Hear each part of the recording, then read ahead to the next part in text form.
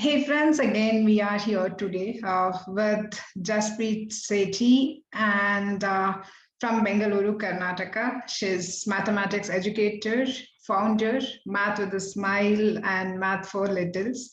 Welcome to Ab Initio, Jaspreet. Happy to have you here. Same, Pooja. Thank you so much for having me. You're doing such amazing work, so I'm happy to be here. Thanks a lot. I have very quick and important question. What made you choose this profession? So teaching has been something that I would say is in my blood because my mom was a math teacher, and I think I got it from her.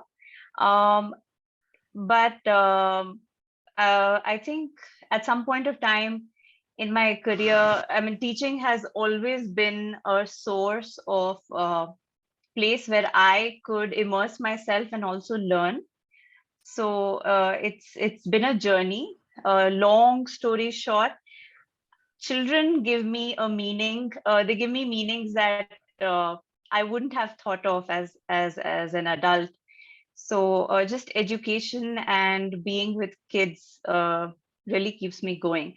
So that's right now what my domain is uh, and I'm glad that over all these years I've been able to expand my reach and work with not just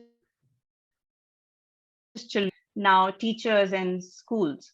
So That's so inspiring. So I can see that you're a math teacher, and I am scared of math from my childhood. That's why actually I switched to humanities and studied art subjects and all. I think that is because from my childhood days that we had this fear of math, and even before we start doing it, we had this in mind that math is difficult.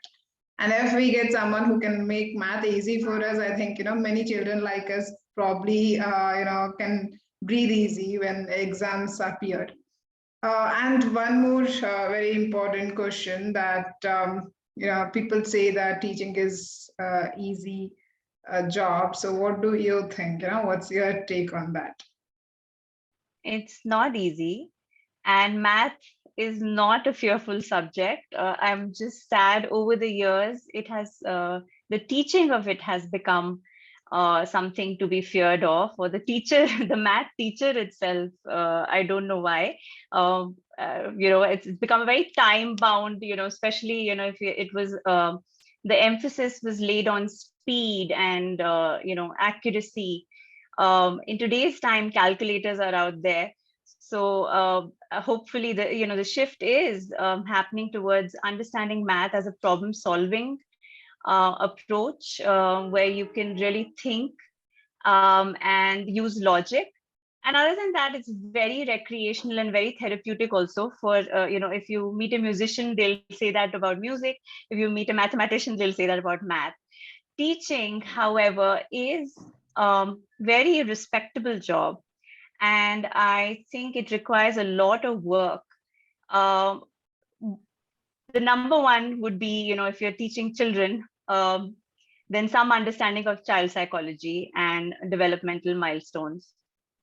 And any person you're teaching, I used to teach adults before I started teaching children. So any sort of teaching, I think, has to mean that you can simplify uh, what is a jargon or given in text. How do you simplify it and make it accessible to someone?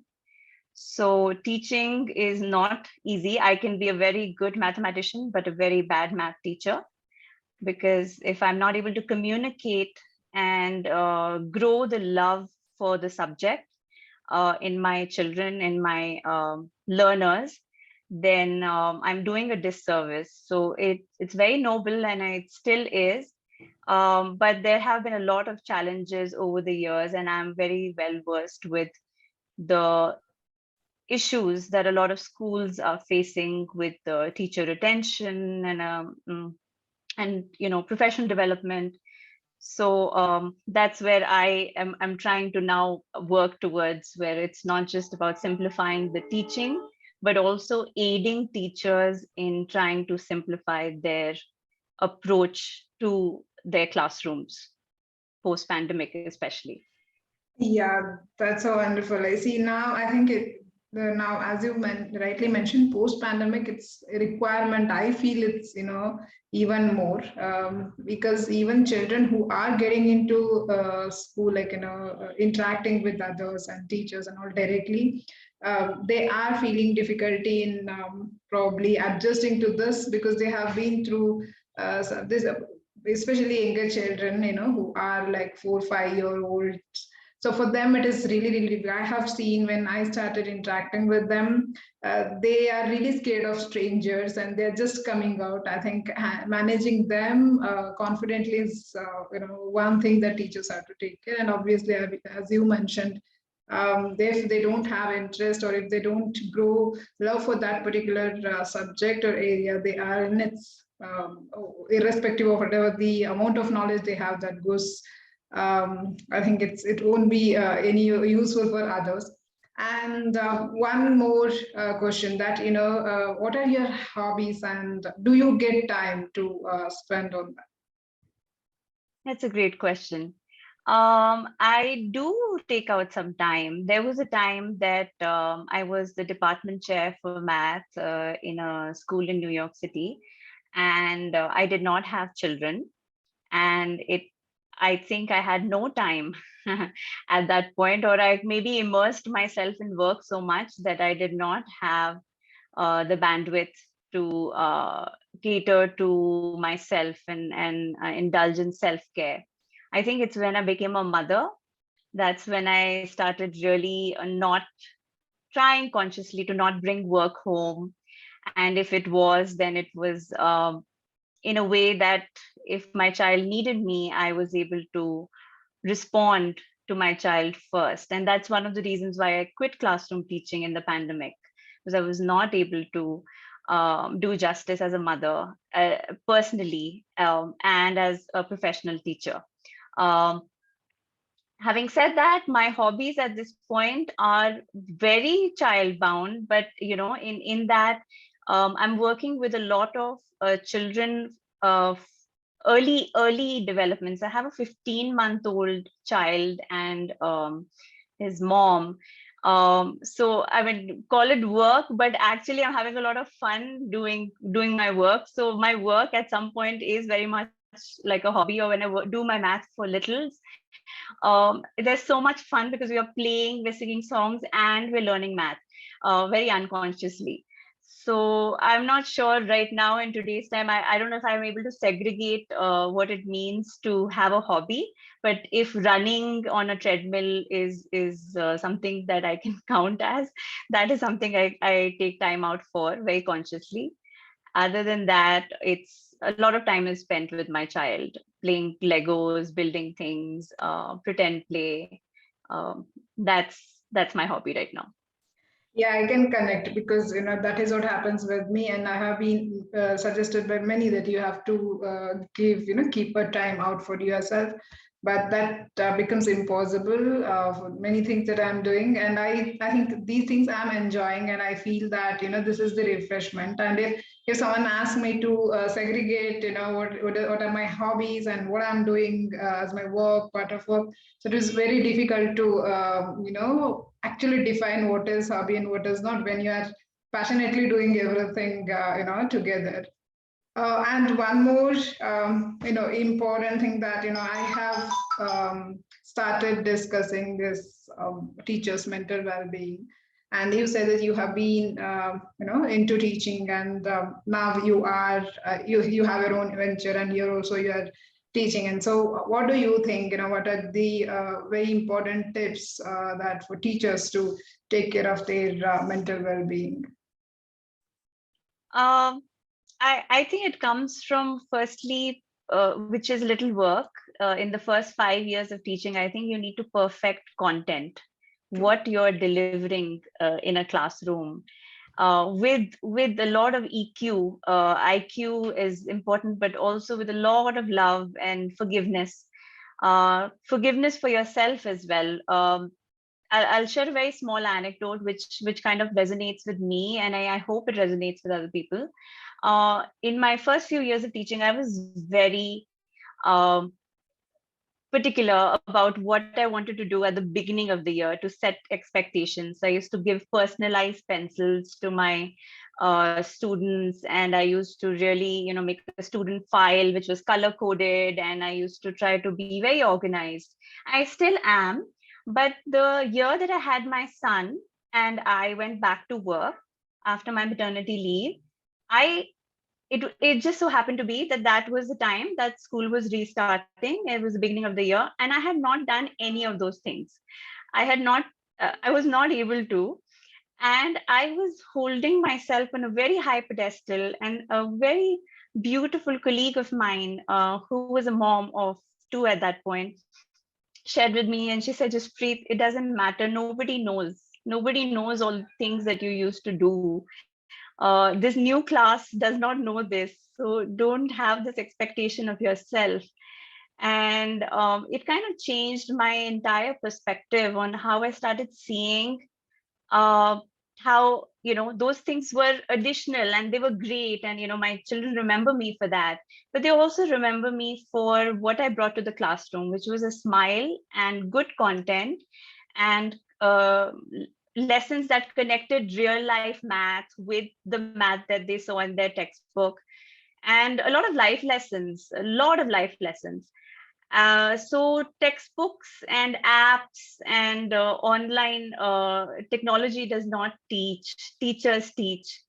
So I think if we can remember this, I think we'll all be in a much better place mentally, and leave the gossip, and just concentrate on the content and your children. I think that's plenty and very rewarding.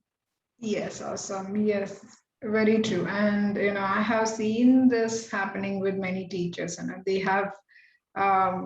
get influenced by gossips, and they feel it's going to school every day is burden. It becomes like that, and after a few days of getting to hear something about them, and it's very necessary that we forgive them and forgive ourselves if there is something that we have set as an expectation we are not able to meet for some reasons.